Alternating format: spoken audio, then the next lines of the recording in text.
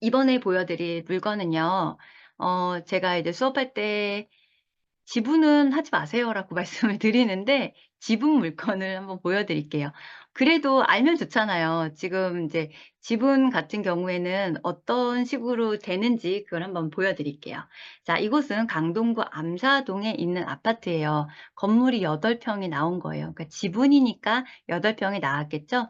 이 건물이 지금 4억 대로 해서 감정 가격이 있고, 그다음에 낙찰은 2억 9,500에 됐습니다. 4억 9천 이니까요. 이거 3분의 1 지분이거든요. 3 명이 3 명이 이렇게 상속을 받았어요. 3 명의 형제가 상속을 받았고요. 잘은 모르겠지만 조 씨가 또 받았어요. 같은 성씨가 받아서 '이 사람은 사촌인가?' 이 생각도 살짝은 했어요. 네, 여하튼 그거를 떠나서 3분의 1의 가격이 4억 9천인 집이에요. 이게 감정 가격이 언제 있는지 잘 보셔야 돼요. 22년 5월 어땠나요, 분위기가? 아직 서울이 급락하지 않았어요. 거래가 없었을 뿐이지 약간 금액이 떨어질 시기였지 아주 금액이 확 떨어지지 않았었던 시기였거든요. 그러기 때문에 이게 3분의 1 가격이면은 얘가 뭐 시 15억 정도가 한다는 뜻인 거죠. 근데 얘가 15억 정도까지 거래가 있지는, 한번 볼게요. 거래가 15억 으로 거래가 있었던 집인지. 여기가 지금 요거예요. 요 109 제곱미터, 109 제곱미터는 33평 아파트예요. 33평 아파트인데 얘가 최고가가 있었죠. 딱 15억 억이 한 건 있었네요. 2021년 6 월에. 그래서 2021년 6 월에 있었던 이 거래 때문에 22 년도 감정 가격이 그렇게 비싸게 잡혔던 거예요. 하지만 그래프처럼 가격이 이제 23 년도 1 월부터 거래가 생기기 시작했어요. 이때 드디어 거래가 생겼었던 이곳에 이제 비규제로 풀렸기 때문에 21 년도에 23 년도에 거래가 인제 가능했었던 것 같아요, 여기는. 근데 가격을 보세요. 10억 8천, 11억 요렇게 거래가 지금 되고 있거든요. 최근에 1 월에 거래가 됐어요. 11억 2,500에 거래가 됐습니다. 낙찰이 이렇게 2억 9,500 이라는 금액이라고 돼 있기 때문에 '우와, 시세 대비 60%로 받았네.'라고 생각을 하면 안 되겠죠. 시세가 지금 인제 뭐 11억 정도인데 11억 에서 3분의 1 이니까 한 3억 6천 정도가 시세예요. 그리고 여기가 층은 좀 좋기 때문에 3억 6천 이상이 되겠죠. 그러면은 이 전략은, 지분에 대한 전략을 한번 말씀을 드리는 시간을 가지려고 하는 거예요. 3억 6천 보다만 싸면 일단은 오케이죠. 3억 6천 보다 비싸게는 받으면 안 돼요. 3억 6천 보다 싸게, 그래도 어느 정도 내가 3억 6천 보다 싸게만 받는다는 전략이면서 이제 몇 가지 그 조건이 있습니다. 자, 첫 번째, 지분으로 해서 받은 다음에는요. 이게 아주 베스트예요. 제가 여기다가 별표 3개 해 놨죠. 별표 뭐 5 개까지 하고 싶었는데 공간이 안 돼서 3 개만 넣었어요. 1 번으로 하면은 가장 베스트예요. 왜 그러냐?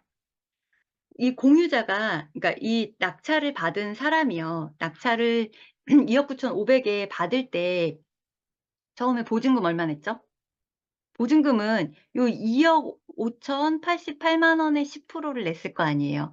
2,500만 원만 냈습니다. 2,500만 원의 보증금만 넣은 상태에서 이 공유자를 인제 꼬시는 거예요. 공유자한테 "이거 내가 3분의 1 받은 거 당신이 다시 받으실래요?" 라고 하는 거죠. 그러면서 공유자한테 그 대신에 인제 처리하는 방법이 인제 여러 가지가 있는데 그중에 가장 베스트가 1 번이에요.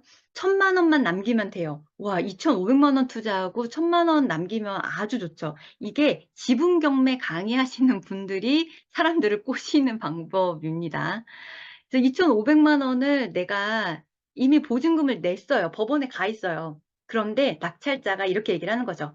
"내가 그걸 포기할게." 그러면은 경매는 다시 시작이 되겠죠.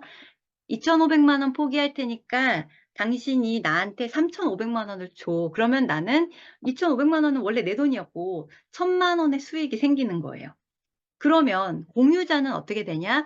공유자 같은 경우에는 이 낙찰자가 포기를 했으니까 미납을 하는 거예요. 미납을 하면은 매각이 다시 진행이 되죠. 그때 공유자 우선 매수 신청을 하는 거예요. 보통 공유자 우선 매수 신청이 들어가면 사람들이 이미 공유자가 저거 받아갈 것 같으니까 입찰 안 하거든요. 그럴 때 이 공유자는 최저 가격으로 경매를 낙찰을 받을 수가 있겠죠.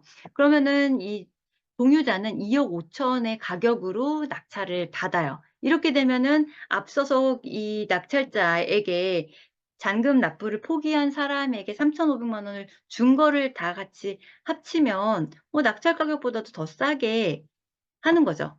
그래서 요 계산을 이 공유자한테 알려주고서 "내가 당신한테 내 낙찰 가격보다 더 싸게 당신이 받을 수 있게 해 줄게요. 그러니 나에게 이렇게 3,500만 원을 주세요."라고 내고를 하는 거죠. 이게 통한다면은 아주 베스트예요. 왜 그러냐? 등기를 안 쳤잖아요. 등기를 안 치게 되면은 주택수 뭐 많으신 분도 할 수가 있어요. 취득세를 안 내니까. 그리고 양도소득세도 안 내요. 그러면 1,000만 원의 세금을 내지 않는 금액이 수익이 생기는 거예요. 굉장히 좋겠죠. 그래서 이게 가장 베스트고요. 근데 우리 마음처럼 이 공유자가 사주지 않을 수도 있잖아요. 3,500 달라니까 됐대요. 그냥 "너 가지라고." 그렇게 나올 수도 있어요. 이렇게 되면 어쩔 수 없어요. 낙찰자가 잔금 치러야 되겠죠. 그러면은 잔금도 치르고 그다음에 뭐 취득세 낼 거 내고 이제 주택수에 따라서 내야 되겠죠. 이게 이제 지금 이거 자체도 2억 9,500 이지만요. 만약에 이 3분의 1 지분 가격이 1억이 안 된다고 해서 1억이 안 되니까 취득세도 1% 떼겠구나.'라고 착각하시면 절대로 안 됩니다. 이건 3분의 1의 가격이기 때문에 전체의 공시 가격을 봐야 돼요. 이 취득세까지 다 내고 내가 이제 낙찰자가 취득한 이 집에 대해서 공유자들하고 이제 처리를 해야 되잖아요. 그때 이제 취할 수 있는 방법 중에 공유물 분할이라는 소송을 통해 가지고 전체 통으로 매각을 할 수가 있고요. 그렇게 되면은 내 지분만큼 받아야 되는데 다시 경매로 진행을 해야 되니까 시간이 너무 오래 걸리겠죠. 그래서 그런 단점이 있고요. 그리고 잔금 후에 낙찰자가 내 것까지 그냥 내가 사 오는 거죠. 내가 그 사람들 것까지 그냥 다 사 오는 거예요, 3분의 2 가격으로. 그러면은 이때는 내가 됐든 저 사람이 됐든 어쨌든 한쪽에서 100%를 받아올 때는 대출이 가능해요. 이 2억 9,500을 낙찰받을 때 내 돈이 한 40% 정도 있고 60%는 대출받아야지라고 생각하면 안 돼요. 지분 경매는 대출이 아예 안 되거든요. 그래서 2억 9,500에 현금이 확보가 돼야지 이게 가능하고요. 그런데 이걸 갖고 있는 상태에서 이 지분을 100%로 만들고 나면은 대출이 가능해집니다. 이 집 같은 경우에 대출이 원래 없었던 집이거든요. 그러면 이제 내가 그 사람들 거를 사올 때 대출 일으켜서 그 돈 인제 나머지를 현금으로 그 대출받은 돈으로 줄 수도 있겠죠. 그래서 요런 방식으로 하는데 어떠셨나요? 지금까지 제가 말씀드린 그 내용이 쪼끔 복잡했죠. 그래서 이 부분이 나는 뭐 이해되고 '할 수 있겠다.'라고 생각이 드시면은 해 보셔도 돼요. 그런데 이제 그래도 경매에 한 번 정도는 그 사이클 이해하시고서 진행을 해 보셔도 늦진 않습니다. 이번의 경우에 지분 낙찰금보다 배당금이 그럼요. 생길 수 있죠. 손해 보는 거죠. 나는 비싸게 낙찰받았는데 갑자기 부동산 경기가 안 좋아졌어요. 그렇게 되면은 이제 통으로 매각할 때 너무 싸게 낙찰이 되면서 내가 구입한 금액보다 낮아질 수도 있습니다. 굉장히 큰 리스크가 되겠죠. 그래서